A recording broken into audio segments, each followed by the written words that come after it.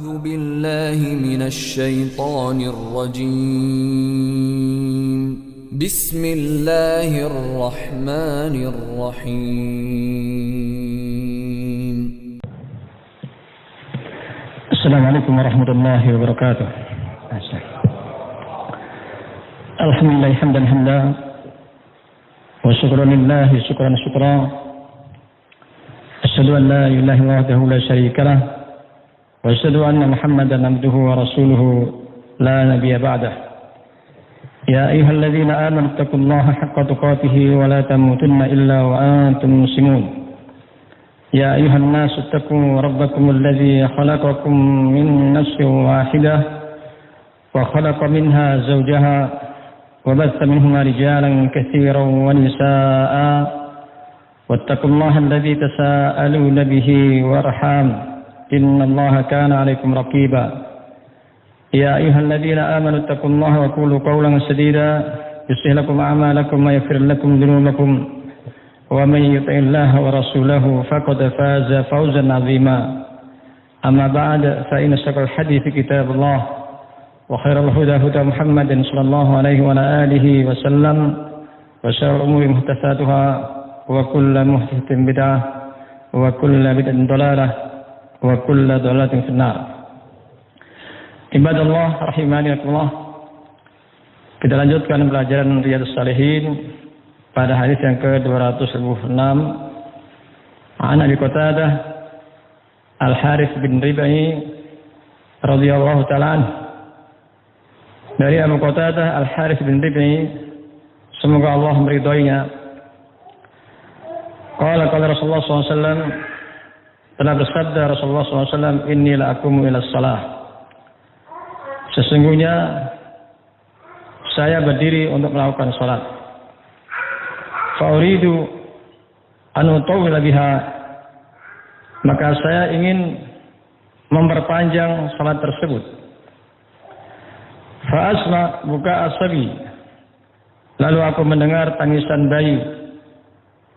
Fa atajawwaz fi salati, lalu aku peringan atau aku perpendek salatku. Karahiyata yasuqa ala ummih, karena khawatir akan memberatkan bagi ibunya. Ibadallah, dari sini menunjukkan bagaimana imam hendaknya mengetahui makmum. Bagaimana kondisi makmum ketika ada bayi yang menangis, maka berusaha untuk memperingan salatnya atau memperpendek salatnya, karena biasanya ibu dari anak tersebut akan terasa berat ketika mendengarkannya. Ini juga menunjukkan bahwa para wanita di zaman dulu mereka juga melaksanakan salat secara berjamaah. Sehingga di sana ada hadis Abdullah bin Umar, Rasulullah SAW menyatakan, la tamna'u ima Allah masajidullah. Kalian jangan larang para wanita untuk menunaikan salat di masjid-masjid Allah. Dan hadis Aisyah radhiyallahu taala anha bahwa para wanita pada zaman dahulu mereka selalu berjamaah. Ketika selesai salat, dalam keadaan mereka ini tidak saling mengenal karena kondisinya masih gelap. La ya'rifu ahadun minal ghalas, seorang tidak mengetahui saudaranya karena masih gelap. Ini juga menunjukkan bahwa para wanita di zaman dahulu mereka melaksanakan salat berjamaah. Dan juga hadis yang berkenaan dengan salatnya Rasulullah SAW Isya sampai pertengahan malam. Mereka para sahabat mengatakan, naman nisa wasibyan, para wanita dan anak itu sudah tidur ya Rasulullah. Nah, mereka menunggu salat berjamaah. Ketika ada panggilan tersebut di pertengahan malam, Rasulullah SAW keluar karena para wanita dan anak kecil sudah mulai tidur di masjid. Thumma qala law ana syuqa ala ummati la amartuhum bis shalah hadzal waqt. kalau seandainya tidak memberatkan bagi umatku, sungguh aku perintahkan untuk salat pada waktu sekarang ini. Dan banyak dalil yang menunjukkan bahwa para wanita di zaman dahulu mereka juga melaksanakan salat berjamaah. Ibadallah rahimani rahimakumullah. Dan seorang imam harus mengetahui kondisi makmum. Karena nanti kalau sampai anak itu menangis, yang terganggu bukan hanya ibunya, bahkan juga para jamaah mungkin salatnya tidak khusyuk. Dan sebenarnya ibu tersebut bukan sebagai orang awam jadi membiarkan menangis. Bisa anak itu digendong, sebagaimana Rasulullah SAW menggendong Umamah ketika salat. Umamah salah satu cucunya Rasulullah SAW ini digendong, kemudian ketika beliau berdiri, ini anak dalam gendongan Nabi Muhammad SAW. Ketika beliau sujud, Umamah diletakkan. Adapun hadis jannibu masajidakum sibyanakum wa majahinakum, kalian jauhkan masjid-masjid dari orang gila dan orang anak kecil antara kalian. Ini hadisnya adalah hadis yang sangat lemah. Tidak ada di sana larangan untuk membawa anak kecil ke dalam masjid. Bahkan Rasulullah SAW membawa Hasan Hussein, membawa Usamah, membawa Umamah dan lain-lainnya. Ibadallah rahimakumullah. Hadis yang kedua, hadis Jundub bin Abdullah. Rasulullah SAW menyatakan, man shalla as-subh fa huwa fi dhimmatillah. Barang siapa yang salat subuh, maka dia dalam zimmah. Zimmah ini berarti macam-macam. Ada yang mengartikan fi amanillah, dalam keamanan Allah Subhanahu wa taala.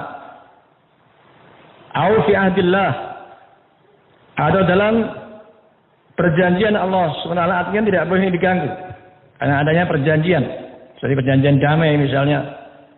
Jadi orang salat subuh ini tidak boleh bagi kita untuk mengganggunya. Fa dhimmatillah fala yumullah min dhimmatihi bi syai'. Maka jangan sampai Allah itu meminta lagi zimmahnya dengan suatu, fa innahu man yatlubuhu yudrikuhu thumma yakubu finnar. Barang siapa yang Allah telah mengambilnya lagi, itu pasti akan Allah jumpai, lalu Allah akan memasukkan orang tersebut ke dalam neraka. Ibadallah, orang yang salat subuh dalam lindungan Allah, dalam jaminan Allah. Nah, fi dhimnillah wa fi amanillah wa fi ahdillah, dalam keamanan Allah, dalam jaminan Allah, dalam perjanjian Allah. Dalam hadis ini, ibadallah, hendaknya kita berhati-hati dari menyakiti orang-orang muslim, apalagi mereka-mereka yang menjaga salatnya. Dalam riwayat lain, man shalla as-subh fil jamaah. Barang siapa salat subuh berjamaah. Kalau riwayat seperti ini, berarti mereka berjamaah. Tapi kalau riwayat Jundub bin Abdullah, man shalla bis-subh, barang siapa salat subuh, baik salatnya dengan sendiri seperti para wanita di rumahnya, ataupun dengan berjamaah. Ada sebagian wanita salatnya di rumah karena mengambil dalil yang lain. Salat Abdul Salat al-mar'ah fi baitiha, seutama salat perempuan itu di rumahnya. Ini sebagai dalil untuk mereka salat di rumah bagi para wanita. Dan juga dalil ketika Rasulullah SAW ingin membakar rumah-rumah yang tidak berjamaah, lalu disebutkan laula as-sibyan wan nisa, seandainya tidak ada kecil, seandainya tidak ada para wanita. Nah, ini perpaduan antara sekian banyak dalil bagaimana larangan bagi kita untuk mencegah para wanita datang ke masjid, dan juga riwayat yang mengatakan salat perempuan di rumahnya itu lebih utama. Ibadallah rahimakumullah. Namun kita lihat prakteknya. Bagaimana prakteknya para sahabat terdahulu ternyata mereka banyak yang berjamaah. Kemudian ke Saudi, itu banyak perempuan-perempuan mereka berjamaah. Di Damma dulu juga bagaimana perempuan-perempuan ada masjid khusus para wanita. Disitulah mereka berjamaah bersama kaum laki-laki. Orang-orang yang sholat subuh ini dalam lindungan Allah, dalam jaminan Allah, dalam perjanjian Allah. Maka jangan sekali-sekali kita mengganggu orang yang menjaga sholat subuhnya atau rajin dalam berjamaah ke masjid. Sebab kalau kita mengganggu orang tersebut, maka Allah akan memberikan hukuman kepadanya. Wa man yatlubu min zimmati syai', barang siapa yang Allah ambil kembali jaminannya, ambil kembali keamanannya, yudrikuhu, pasti Allah akan bisa mendapatkannya. Tsumma yakubu finnar, lalu Allah akan memasukkan dirinya ke dalam neraka. Ini bagi orang-orang yang mengganggu mereka-mereka yang salat secara berjamaah, baik secara hissi atau maknawi. Gangguan yang berbentuk hissi atau maknawi. Secara zahir seperti mencela secara langsung, memukulnya, mengambil hartanya atau yang lainnya, atau maknawi berupa ghibah, namimah. Nah, menyebutkan perihal yang orang tersebut tidak disukai, yang tidak benar beliau sukai. Zikr wa akhaf fima yakrah. Menyebutkan saudaramu apa yang dia itu tidak suka, namanya ghibah. Kemudian juga bahwa kita lihat keutamaan orang salat subuh itu luar biasa. Luar biasa salat subuh dengan cara berjamaah. Pertama ini bahwa orang salat subuh berjamaah dalam keamanan Allah, dalam lindungan Allah, dalam janji Allah. Artinya mereka-mereka ini akan menjadi orang-orang yang beruntung. Keutamaan yang kedua, ibadah Allah, hadis Umarah bin Ruwaibah. Rasulullah SAW mengatakan, la yalijan nar rajulun shalla qabla tulu'i syamsi wa qabla ghurubiha. Tidak akan masuk neraka seorang yang salat qabla tulu'i syams, sebelum terbitnya matahari, wa qabla ghurubiha, dan sebelum terbenamnya matahari. Hanya salat subuh dan salat asar.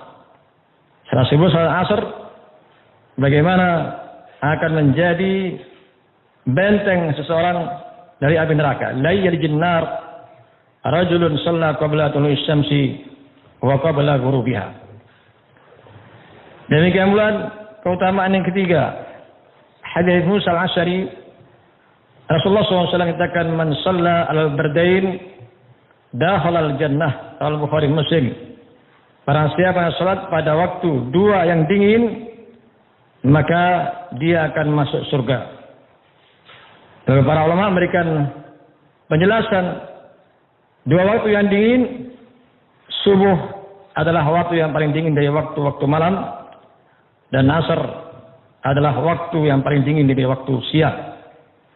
Barang siapa yang salat pada waktu dua dingin ini, ibadah Allah, akan dijamin oleh Allah SWT untuk masuk surga.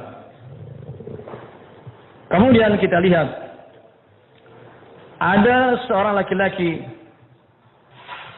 yang datang kepada Rasulullah SAW. Fadzakara ar-rajul, lalu menyebutkan seorangnya, Rasulullah, inna fulanan nam min al-lail fala yakum hatta yusbih. Ya Rasulullah, ini ada seorang tidur malam, dia tidak bangun sampai subuh. Faqala Rasulullah SAW, bala syaitan fi udunaihi. Syaitan telah kencing di kedua telinganya. Ini disebutkan terjadi khilaf. Maksudnya bagaimana? Ada yang mengatakan maksudnya mereka yang tidak salat malam sampai subuh. Ada yang mengatakan tidak salat subuh. Nah, dengan dua makna seperti ini, bagaimana syaitan akan mempermainkan diri kita karena mengencingi telinga-telinga kita. Dan salat subuh merupakan miftah lil amalil khair, merupakan kunci untuk beramal kebaikan. Jadi dimulai dari subuh. Kalau subuh itu sudah berjamaah atau sholat, maka Allah akan menjamin dalam sehari tersebut. Nah, dibuka dari pintu kebaikan. Dia sudah punya kuncinya. Miftah li amali al-khair. Miftah atau kunci untuk beramal kebaikan. Selanjutnya, waktu subuh ini adalah waktu berkumpulnya para malaikat. Yata'aqabuna fiikum malaikatun bil lail wa malaikatun bin nahar. Jadi para malaikat itu silih berganti.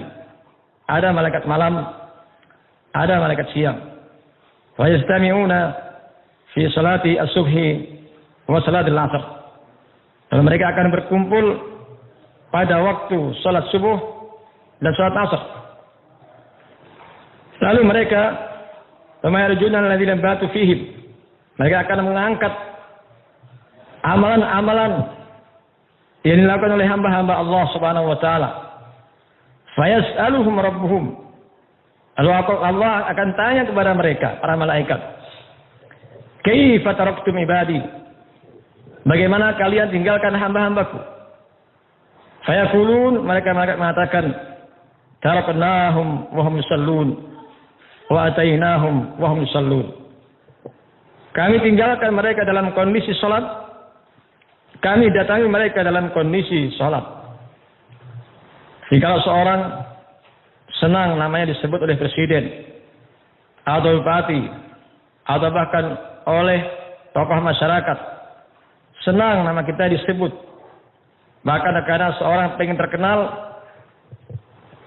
dengan melakukan cara-cara yang tidak syar'i.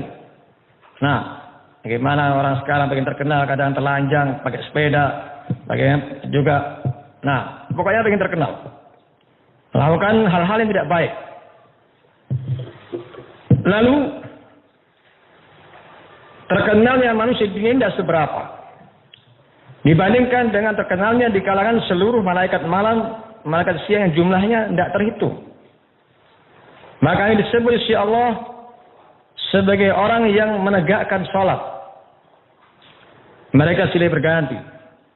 Nah, fayas'aluhum rabbuhum. Allah bertanya kepada mereka, fayaqulun taraknahum yusallun wa atainahum yusallun. Kami tinggalkan mereka dalam keadaan salat, kami datangi mereka dalam keadaan salat.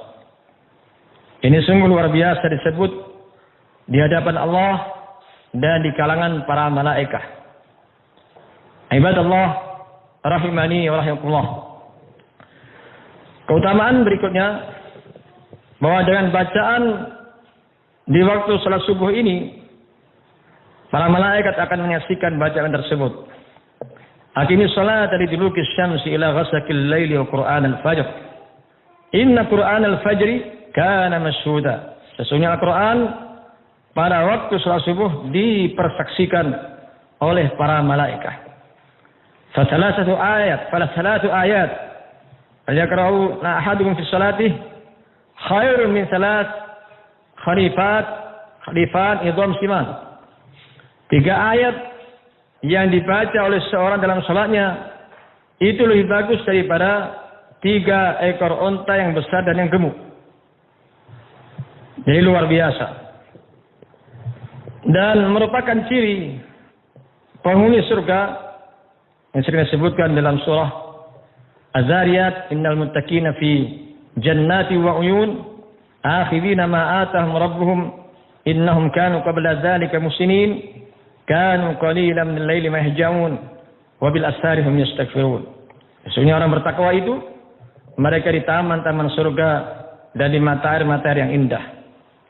Mereka akan mengambil kenikmatan yang Allah anugerahkan kepada mereka. Dulunya mereka senantiasa berbuat baik. Kanu qalilan min al-laili ma yahjaun. Mereka itu di malam hari sedikit tidurnya. Wabil ashari hum yastaghfirun, dan di waktu sahur mereka sudah beristighfar kepada Allah Azza wa Jalla. Ibadallah rahimani wa rahimakumullah. Keutamaan berikutnya, bahwa orang-orang yang rajin ke masjid di saat kondisi gelap zaman dulu tidak ada lampu, tidak seperti sekarang. Nah, Rasulullah memberikan kabar gembira bahwa mereka ini akan memiliki cahaya sempurna. Yauma yakunul munafiquna wal munafiqatu lil ladzina amanu duruna naqtabis min nurikum qila irji'u wara'akum faltamisu nura. Sesungguhnya orang-orang munafik itu, yang laki-laki ataupun yang perempuan, akan mengatakan kepada orang-orang yang beriman, tunggulah kami, agar kami bisa mengambil cahaya kalian. Dikatakan kepada mereka, balik aja ke belakang, cari cahaya sendiri. Dan di antara ciri orang munafik, mereka ini tidak berjamaah. Hadis Abi Hurairah al-Bukhari Muslim, inna salat al-munafiqin salatul isya wal fajr walau ya'lamuna ma fihima la atauhuma walau habwa. Sesungguhnya salat yang paling berat bagi orang-orang munafik adalah salat isya dan salat subuh. Andaikan mereka tahu pahala keduanya, sungguh akan datang walaupun dengan merayap. Ya, ini orang-orang munafik nanti akan cahaya akan padam. Maka Rasulullah menyatakan dalam hadis Sahl bin Sa'ad As-Sa'idi, dia mengatakan basyiril masya'id fil dhulam ila masajid binurit tam yaumal qiyamah. Berikan kabar gembira bagi mereka-mereka yang berjalan dengan kakinya menuju masjid-masjid dengan cahaya yang sempurna nanti pada yaumul qiyamah. Ketika cahaya seorang sempurna akan bisa melewati sirat menuju surga Allah Azza wa Jalla, karena cahaya manusia akan berbeda-beda. Ada yang tidak punya cahaya sama sekali. Ada yang cahayanya hanya sebesar ibu jari kaki. Ada juga cahayanya, kadang mati, kadang nyala. Ada yang cahayanya, Masya Allah setinggi pohon kurma dan lain-lainnya. Cahaya orang beriman akan sempurna sehingga akan bisa melewati sirat menuju surga Allah Azza wa Jalla.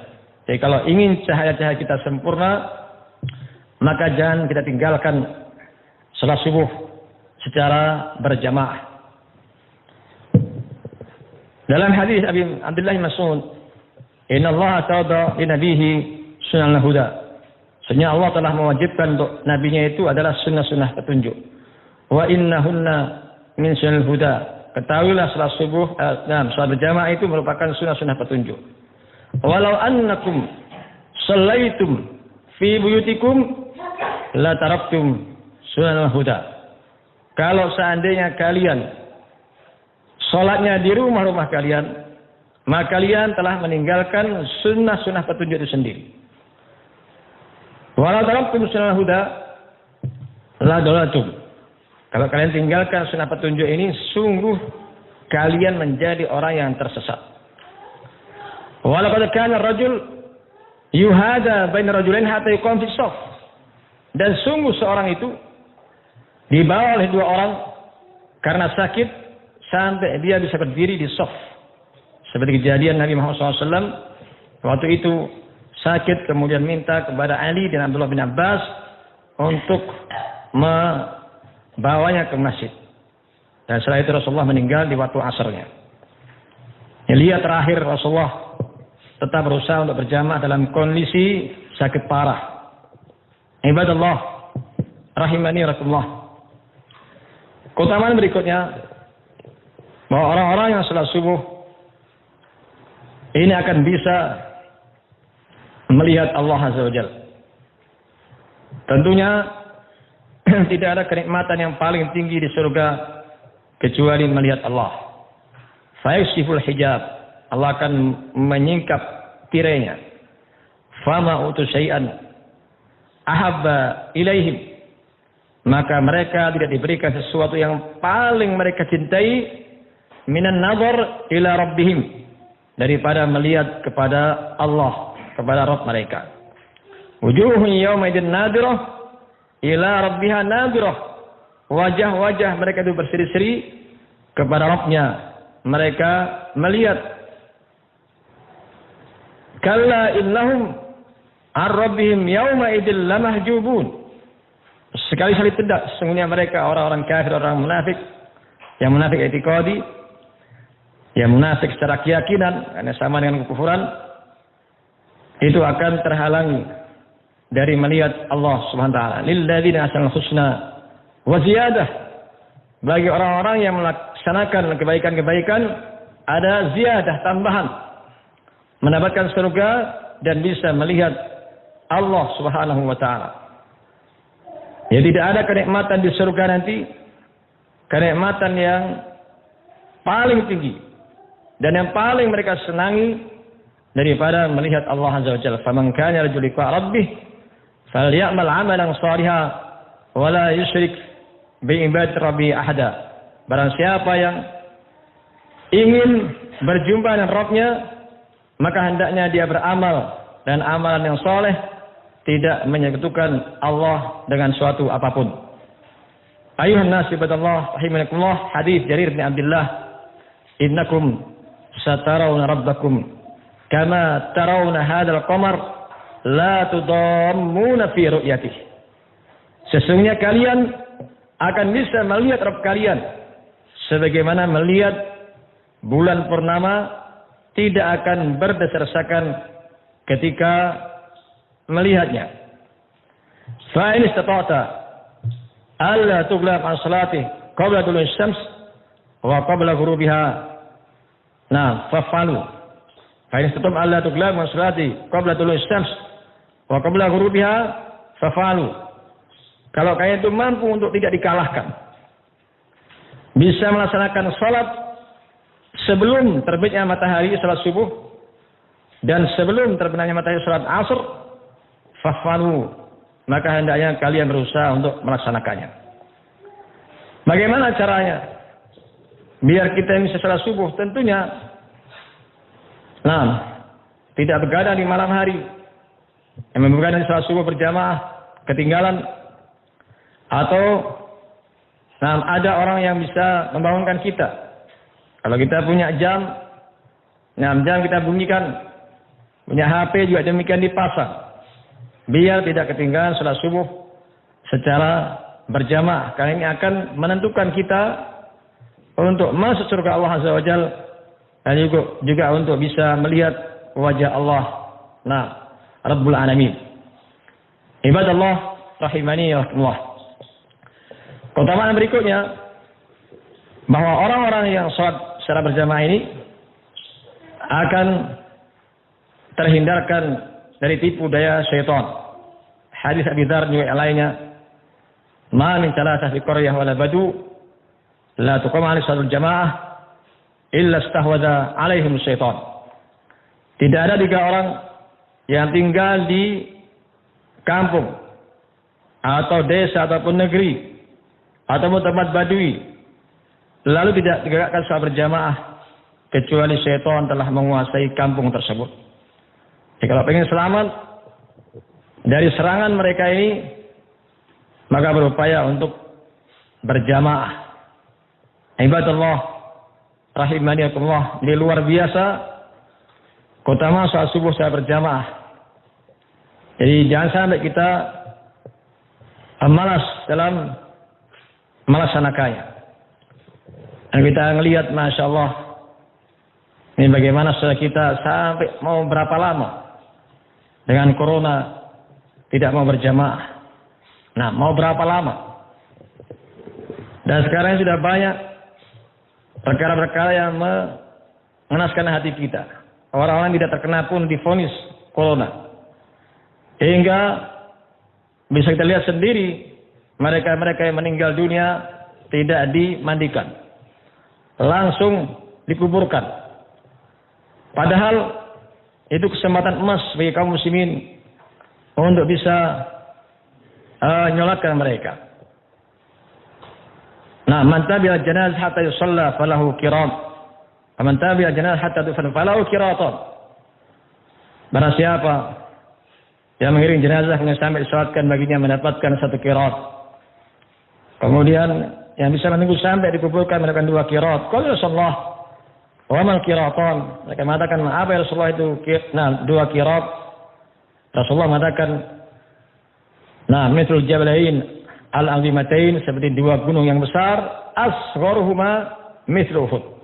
Yang paling kecil itu seperti gunung Uhud. Belum lagi ma muslimin yamutu fa yusalla alaihi 40 rajulan la yushrikuna billahi syai'a illa syafa'atuhum. Tidak ada seorang muslim yang meninggal kemudian disalatkan sebanyak 40 orang yang tidak melakukan kesyirikan kecuali pasti akan dikasih syafaat. Mereka akan dikasih syafaat oleh Allah Azza wa Jalla. Nah, Masya Allah. Nah, sudah sering kita sebutkan bahwa ta'un ini sudah ada dari dulu. Di zaman para sahabat, di zaman Umar bin Khattab, di zaman Abdullah bin Zubair, namanya ta'un amwas. Ta'un amwas dalam sehari saja sebanyak 70.000 dalam sehari. Nah, bahkan yang disebutkan penduduk Mesir ini tinggal 1/3. Nah, belum tempat-tempat yang lain. Dan tidak ada nukilan bahwa mereka ini menutup masjid-masjidnya. Nah, ibadallah, jadi luar biasa bagaimana upaya dari musuh-musuh Allah untuk menjauhkan kaum muslimin dari masjid-masjidnya. Makanya nasihat dari saya, jadi berhati-hati dari tipu daya mereka ini. Bayangkan saudara kita tiap hari nyeles, ke pasar, salat berjamaah tidak mau jamaah. Gimana? Ini sungguh luar biasa. Berjamaah keutamaannya tidak terhitung jumlahnya. Bahkan Syekh menyebutkan seandainya pemerintah itu melarang untuk berjamaah, la yajibu ta'atu, tidak wajib untuk menaati. Kenapa? La ta'ata fi makhluk fi ma'sidil khaliq, tidak boleh taat kepada makhluk dalam bermaksiat kepada Allah Azza wa Jalla. Tak boleh. Nah, walau memang ada sebagian fatwa yang lain, tapi lihat warkau marrakin, lihat juga prakteknya para sahabat. Katanya kita Al-Quran wa Sunnah, pemahaman para sahabat. Nah, sekarang mana? Nah, ibadallah rahimakumullah. Baik. Nah, kita lanjutkan bagaimana kondisi Rasulullah SAW memperhatikan para jamaahnya, memperhatikan bagaimana manusia ini untuk bisa taat kepada Allah, selamat dari neraka Allah Azza wa Jalla. Nah, sehingga beliau pun berdakwah dengan luar biasa. Kesabaran ditempuh. Kesabaran yang sebenarnya kadang beliau korbankan hartanya. Bahkan juga ketika mendapat gangguan sekian banyak, beliau tidak membalasnya. Rahmatuhu jalibu ghadabah. Rahmatnya itu bisa mengalahkan kemarahannya. Beberapa kisah ibadallah yang menjadikan pelajaran bagi kita untuk bisa kemarahan ini tertahan. Karena marah kalau hanya untuk bela dirinya tidak berfaedah. Maka Rasulullah SAW, binafsi Rasulullah tidak berusaha untuk membalas kepada orang lain kalau beliau disakiti. Illa antum tahak hormatullah fayantakimu lillah. Kecuali kalau ada seorang yang melanggar syariat Allah, itu beliau baru marah. Beliau baru marah kalau ada orang yang melanggar syariat Allah SWT. Beliau marah. Ada orang yang memang keras misalnya, beliau marah. Ada seorang pakai cincin emas, beliau ambil, buang itu emasnya. Marah beliau. Rasulullah SAW marah kepada Usamah bin Zaid karena waktu itu membunuh orang yang telah mengucapkan kedua kalimat syahadat. Walaupun Usamah mengatakan, ya Rasulullah, innama qala khaufan minas silah. Orang ini mengucapkan itu karena takut senjata saja. Dan Rasulullah juga marah kepada Mu'adz bin Jabal ketika imam salat Isya membaca surah Al-Baqarah karena panjang. Rasulullah marah kepadanya. Kadang kalau hal-hal yang berkenaan dengan dirinya, beliau tidak marah. Nah, kita lihat kisah Dimad al-Ajdi. Tatkala Rasulullah SAW dikabarkan di Makkah sebagai orang yang gila, sebagai orang yang terkena sihir, datang ini Dimad, kepada Nabi kita Muhammad SAW. Ya Muhammad, ini wa'alijika minal junun. Ya Muhammad, saya akan mengobati dirimu dari penyakit gila. Akan mengobati dirimu dari penyakit gila. Beliau membantahnya tidak. Faqala innal hamdalillah nahmaduhu wa nasta'inuhu wa nastaghfiruh. Beliau menyebutkan alhamdulillah, nahmaduhu wa nasta'inuhu wa nastaghfiruh. Ini dalam khutbah itu. Ain alayya ya Muhammad, ulang lagi Muhammad. Diulang lagi oleh Muhammad SAW sampai 3 kali. Ini kesani itu kalam asyair wa kalam al-kahanah wa qatalatu fi qamusil bahr. Saya ini sudah mendengar ucapan para pembuat puisi, ucapan para dukun, dan saya telah mempelajari sampai dalam laut, artinya mempelajari dari sastra Arab, dari ketinggian dari bahasa Arab, dan tidak pernah aku mendengar seperti itu. Setelah itu Dimad al-Ajdi menyatakan masuk Islam. Jadi ketika dikatakan suatu orang gila, beliau tidak marah. Kisah juga Nabi Musa. Ketika Firaun mengatakan bahwa Musa ini adalah orang gila, apa beliau membalasnya? Tidak. Maka beliau mengatakan, Rabbus samawati wal ardi wa bainahuma in kuntum ta'qilun. Rabb itu adalah yang memiliki langit dan bumi, dan di antara keduanya, kalau itu menjadi orang yang berakal. Jadi tidak mengadakan pembelaan terhadap dirinya sendiri. Kecuali nanti kalau ada pelanggaran syariat Allah, itu baru marah. Karena manusia dalam hal ini dibagi menjadi 4. Ada yang marah karena membela Allah, membela syariat Allah. Ini pembelaan yang bagus. Yang kedua, membela dirinya sendiri. Ini yang nggak dapat pahala. Yang ketiga, membela karena Allah dan membela karena dirinya. Ini akan berkurang dari pahalanya. Dan yang keempat adalah orang yang tidak membela Allah, artinya agama Allah. Dia juga membela Allah itu sendiri dan tidak membela dirinya. Ini termasuk orang yang paling jelek. Orang yang paling jelek, tidak ada ghirah, kecemburuan dalam Islam, pembelaan kepada Islam, ini orang yang paling jelek. Ma min nabiyyin ba'atsallahu ila qaumihi, tidak ada nabi yang Allah utus kepada kaumnya illa mau hawariyun, kecuali pesannya itu adalah hawari. Para penolong yang setia, teman-teman yang setia, yang ikhlas dalam menolong nabi tersebut. Yang kedua, nabi hadhihi wa ya'khuduna bi sunnati, mengambil petunjuk-petunjuknya dan mengambil sunnah-sunnahnya. Semua menjadi khulufun. Lalu datang generasi. Yaquluna ma la yaf'alun, mereka mengucapkan apa yang mereka tidak lakukan. Wa yaf'aluna ma la yu'marun, dan mereka melaksanakan apa yang tidak diperintahkan. Seperti al-bidah, mengucapkan apa yang mereka tidak melaksanakannya. Ini para dai yang berbahaya. Mengucapkan sesuatu yang mereka tidak melaksanakannya. Atau melaksanakan apa yang tidak diperintahkan. Faman jahadahum bilisani fa huwa mu'min. Siapa yang berjihad dengan lisannya, maka dia adalah orang beriman. Waman jahadahum biyadihi fa huwa mu'min. Siapa yang jihad dengan tangannya, maka dia orang beriman. Wa man jahada bi qalbihi wa mu'min, barang siapa yang dia dengan hatinya. Wa man jahada bi qalbihi fa huwa mu'min, barang siapa yang berjihad dengan hatinya, ada bentuk pengingkaran, maka dia orang beriman. Wa laisa wa adzalika habbah khardal min iman. Kalau tidak ada lagi kecemburuan dalam hatinya, maka tidak ada sebiji sawi pun dari keimanan.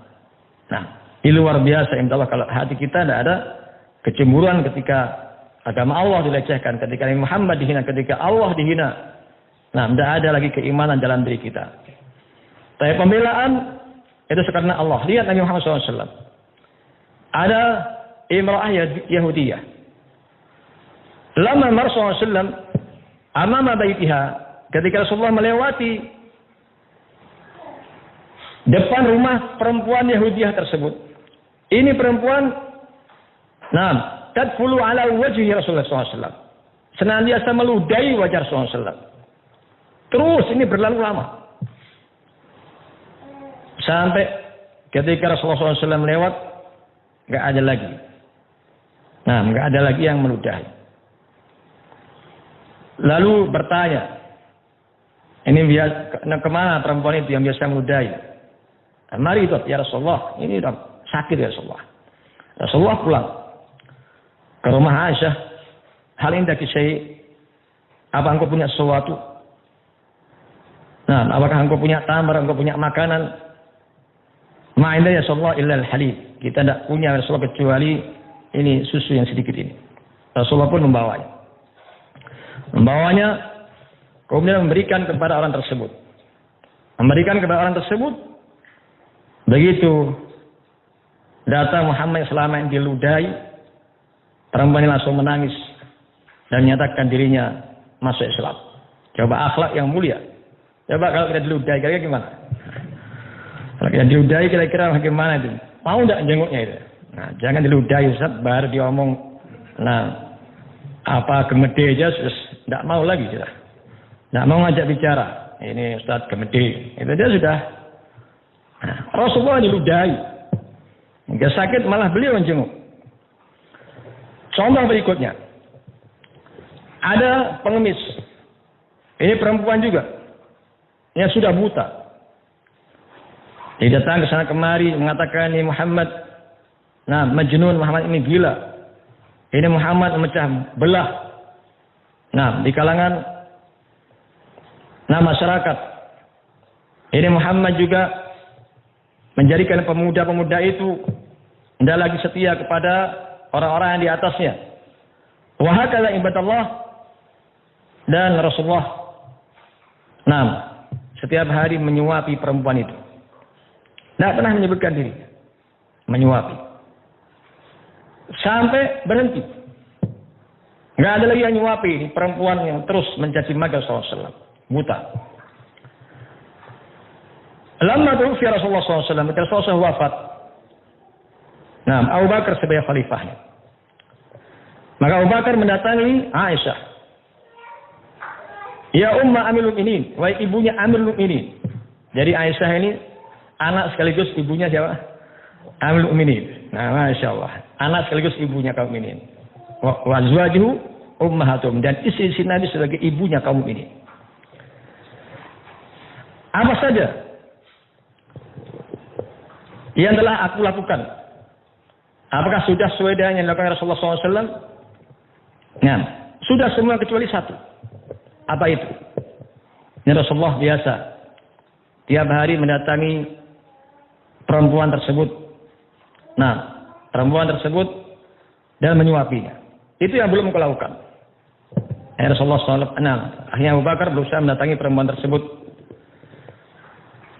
Kemudian Abu Bakar ketika mendengarkan ucapan dari perempuan yang senantiasa mencerca Muhammad sallallahu alaihi wasallam sudah meninggal dunia. Lalu Abu Bakar, biarkan saya menyuapi dirimu. Kemudian disuapi. Lalu perempuan tadi mengatakan, bahwa tangan yang biasa nyuapi ini lebih lembut dan tutur katanya lebih sopan daripada dirimu. Masya Allah, mendengar demikian Abu Bakar menangis. Menangis. Ternyata selama ini Rasulullah SAW menyuapi perempuan tersebut. Sampai akhirnya Abu Bakar beritahu bahwa selama ini yang menyuapi dirimu itu adalah Rasulullah SAW. Selang berapa lama ini perempuan langsung masuk Islam. Luar biasa. Upaya-upaya untuk menjadikan manusia ikut syariat Allah Azza wa Jalla, menjadi orang yang beragama Islam dengan akhlak-akhlak kita. dengan perilaku kita. Nah, jangan sampai justru masyarakat menjauh dari Islam. Jangan sampai orang-orang yang dulu belajar semangat dalam belajar Ahlussunnah wal Jamaah kemudian semakin jauh, semakin tidak mau belajar. Perkembangan Islam disebutkan bagaimana kisah Abu Sufyan, bahwa pengikutnya orang yang beragama Islam semakin hari semakin banyak. Itulah kalau ajarannya benar. Berbeda kalau semakin hari ternyata semakin sedikit yang ikut. Ini perlu dipertanyakan bagaimana dai tersebut dalam berdakwah. Ibadallah, Ibnul Jauzi Abdul Farad, bagaimana beliau semangatnya luar biasa. Katabtu bi usbu'i hadza alfai mujallada. Saya telah menulis dengan jari jemariku ini sebanyak 2000 jilid. Kalau dijajarkan masjid ini penuh.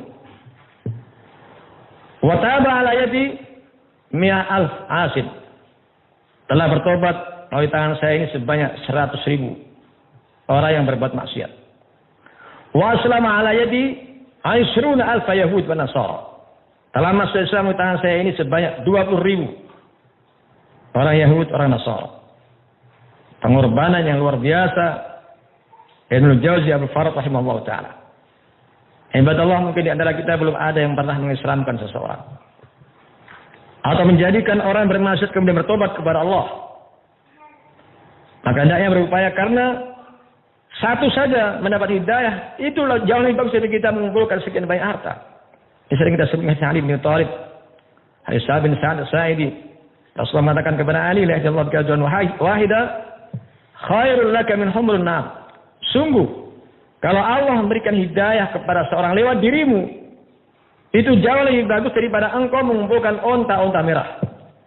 Satu mendapat hidayah. Wa man ahyaha faka'annama ahyan nasa jami'an. Barang siapa menghidupkan satu jiwa, seakan-akan dia itulah menghidupkan seluruh manusia. Akhlak Rasulullah SAW itu menjadi pelajaran yang luar biasa. Kita lihat ketika perang Hunain, kaum muslimin di awal peperangan kalah. La nuglab an killah. Kita tidak akan kalah karena jumlah yang besar melawan jumlah yang sedikit. Ternyata Allah jadikan kalah waktu itu. Namun Rasulullah berhasil mengumpulkan lagi. Ya sahabat Samurah, ya sahabat Syajarah. Wahai orang-orang yang telah berbaiat di bawah pohon, itu pohon sidr. Mereka berbaiat untuk siap mati. Akhirnya mereka berkumpul. Kemudian bisa mengalahkan dalam perang Hunain. Kaum muslimin mendapat rampasan yang perang luar biasa. 24.000 onta dan 40.000 ekor kambing. Rasulullah SAW memberikan kepada orang-orang yang baru saja masuk Islam, seperti Uyainah bin Hisn, yang dulu ketika perang Ahzab ini bergabung dengan orang kafir untuk memerangi Madinah. Jumlahnya 10.000. Demikian pula Rasulullah SAW mengasih kepada Abu Sufyan 100 ekor unta, yang dulu pemimpinnya orang kafir Quraisy dalam perang Uhud. Demikian pula dalam perang Ahzab. Fathu Makkah yang masuk Islam pada bulan Ramadan, dan Syawal ini perang Hunain. Nah, Ramadan, Fathu Makkah, terbukanya negeri Makkah, kemudian Syawal ini perang Hunain. Jaraknya sangat dekat. Ini orang baru masuk Islam, dikasih 100 ekor unta. Demikian pula ngasih kepada Aqra' bin Habis 100 ekor unta. Ngasih kepada Muawiyah bin Abi Sufyan 100 ekor unta. Demikian pula mengasih kepada Sufyan ibn Umayyah 100 ekor unta. Ini belum masuk Islam ini. Lihatlah ibadallah, sampai ada di antara mereka ini protes. Kenapa pedang-pedang kami yang manikan darah kok kami tidak dikasih? Rasulullah mengatakan, "Taradun, ayuhan nas, ila buyutihim bil ibil wal ghanam matadhabuna ila Rasulullah sallallahu ila buyutikum." Apakah itu pengen manusia kembali ke rumahnya dengan membawa unta, membawa kambing, lalu kalian kembali ke rumah kalian membawa Rasulullah SAW? Mereka mengatakan, "Radina ya Rasulullah, kami ridho ya Rasulullah." "Alam najidkum dullalan fahadakumullahu bi." Bukankah dulu aku dapatkan itu sesat, lalu kalian mendapat hidayah karena saya? Alam yajidkum ma'alatan fa'agnakumullahu bi. Bukankah dulu aku dapatkan kalian dalam keadaan fakir, lalu Allah kayakan kalian karena saya? Setiap kali mengucapkan demikian mereka mengatakan iya Rasulullah. Setelah itu mereka ridho, walaupun manusia membawa sekian banyak unta, banyak kambing, orang-orang muhajirin, orang-orang ansar tidak dikasih. Tapi Rasulullah punya tujuan untuk melembutkan hati mereka. Abu Sufyan bagaimana setelah itu menjadi pembela Islam yang kuat, bahkan putrinya menikah dengan Rasulullah SAW. Muawiyah menjadi penguasa selama 20 tahun. Ia tidak terkalahkan. Muawiyah bin Abi Sufyan, walaupun orang Syiah menjelekkan Muawiyah ini. Wa Uyainah bin Hisn, ini baru masuk Islam. Begitu Rasulullah SAW meninggal dunia, ibadallah, langsung gabung dengan nabi palsu, yaitu Tulaihah bin Khuwailid. Nah, Tulaihah bin Khuwailid mengaku sebagai nabi palsu. Ketika Khalid bin Walid memerangi pasukan dari kabilah Al-Asad, di situ ada nabi palsu, Uyainah gabung. Menjadi orang murtad. Jadi orang murtad. Pasukan Tulaihah bisa dikalahkan. Dia pun pergi membawa istrinya. Maka Uyainah baru tahu kalau ini pendusta. Akhirnya Uyainah bertobat di masa Abu Bakar Siddiq. Nah, demikian pula Tulaihah bertobat kepada Allah Subhanahu wa taala di masa Abu Bakar Siddiq juga. Abu Bakar menerimanya. Akan tapi Abu Bakar As-Siddiq tidak ngasih kedudukan kepada orang ini, kepada Tulaihah. Karena apa? Karena dia antusias untuk menjadi pimpinan.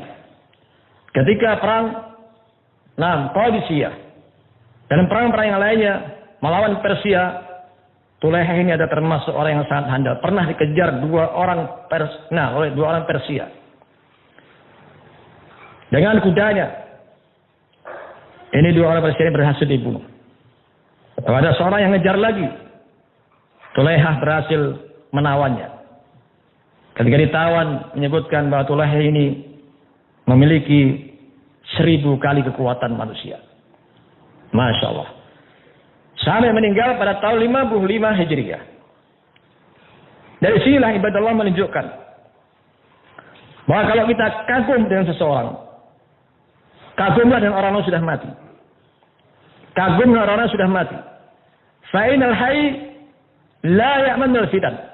Karena orang hidup ini tidak aman dari fitnah. Lihat Tulaihah. Bagaimana dikasih mengaku Nabi ternyata di akhir menjadi orang yang mulia. Lihat pula bagaimana Abu Sufyan. Dulunya memimpin orang kafir, memerangi Rasulullah SAW, kemudian menjadi sahabat yang sangat mulia. Dan sebaliknya juga Musailamah, yang masuk Islam di zaman Nabi Muhammad SAW mengaku Nabi, meninggal dalam kondisi kafir. Wahakadha. Kata Abdullah bin Mas'ud, kalau memang ingin kagum seseorang, kagumi orang-orang sudah mati. Karena hidup ini belum tentu. Nah, betapa banyak orang-orang yang dulu di atas jalan yang lurus, hanya dengan melihat dalam mimpinya melihat Yesus masuk Kristen. Banyak itu. Nah, antum lihat di YouTube sudah banyak itu. Hanya melihat Yesus masuk Kristen. Nah, ataupun hanya dengan berjumpa dengan pendeta ini, pendeta itu masuk Kristen. Masya Allah. Padahal syaitan akan bisa menyerupai mereka. La tamasal syaitan bi, syaitan tidak akan bisa menyerupai saya. Ibadah Allah. Jadi kembali hadis yang mulia tadi, Rasulullah SAW berusaha untuk memperingan sholatnya ketika mendengar ada anak kecil yang menangis, khawatir terhadap ibunya nanti memberatkan. Yang kedua, orang yang sholat subuh dalam lindungan Allah Azza wa Jalla. Maka jangan kita mengganggu orang-orang sholat subuh. Kalau sampai mengganggu, Allah akan memberikan hukuman kepada kita. Tsumma yakubu finnar. Kemudian Allah akan masukkan orang tersebut dalam neraka. Jadi berbahaya sekali. Baik gangguan secara langsung ataupun tidak langsung. Jadi berhati-hati kaum muslimin dari menyakiti orang lain. Hablum minallah wa hablum minnas, ini dijaga. Bukan hanya berakhlak baik di masyarakat, lalu tidak punya hubungan yang baik kepada Allah. Dan masih ingat kisah Ibnu Jud'an. Ini banyak bersedekah. Kadang nyembelih puluhan unta, dikasihkan kepada fuqara masakin. Sebagian diberikan kepada hewan-hewan buas. Begitu mati, Aisyah bertanya, "Ya Rasulullah, hal nafa'a Ibnu Jud'an amma fa'alah?" Apakah bermanfaat apa yang dilakukan Ibnu Jud'an? Qala la, tidak. Li'annahu lam yakul Rabbighfir li khati'ati yaumiddin. Karena dia tidak mengucapkan Rabbighfir li khati'ati yaumiddin, ya Allah ampuni dosa saya nanti pada hari kiamat. Artinya dia tidak masuk Islam. Walaupun sedekah demikian banyak, tidak akan ada nilainya ibadah Allah. Ini juga, jadi kita tidak usah kagum sama orang kafir yang mungkin buat jalan tol ini, misalnya. Jangan kagum. Amal orang kafir tidak ada artinya sama sekali. Sebaliknya juga, hubungan kita kepada Allah luar biasa. Tapi kepada manusia jelek. Kita masih ingat hadis yang dikuatkan oleh Syalbani rahimahullah, inna fulanah, sesungguhnya seorang perempuan tusalli bil lail wa tasumun nahar. Melaksanakan salat tahajud tiap malam. Puasa di siang hari. Walakinnaha tu'zi jiranaha bi lisannya. Tapi tajam lisannya. Menyakiti tangganya dengan lisannya. Rasulullah mengatakan la khaira fiha. Tidak ada kebaikan untuk dia. Dia finnar, dia masuk neraka. Jadi harus ada hubungan yang baik antara manusia dan hubungan dirinya dengan Allah Azza wa Jalla. Satu, tidak dilaksanakan, tidak ada nilainya. Hubungan dengan Allah bagus, manusia tidak baik, menjadi orang yang rugi. Walaupun para ulama khilaf, apakah itu kekal atau tidak. Nah, yang rajih tidak kekal. Masuk neraka tapi tidak kekal. Apa masih beriman kepada Allah Azza wa Jalla. Baik, inilah kajian di sore hari ini. Assalamualaikum warahmatullahi wabarakatuh.